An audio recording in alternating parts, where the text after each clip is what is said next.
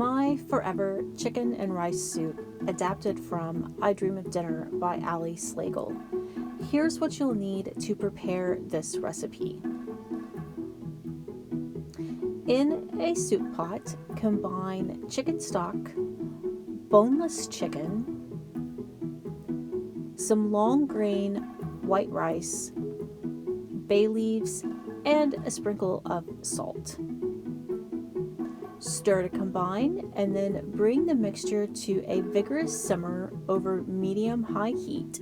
Once simmering, reduce the heat to medium-low and continue cooking at a simmer until the chicken is cooked through and the rice has begun to lose its shape. Remove the pot from the heat, and then using 2 forks, shred the chicken into bite-sized pieces.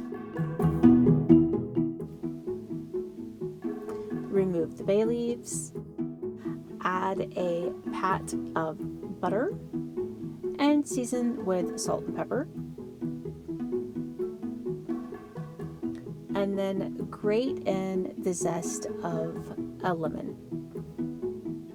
You could use a tablespoon of lemon zest, you could use the zest from a whole lemon. It's kind of up to you. I like lemon zest, so I used a lot.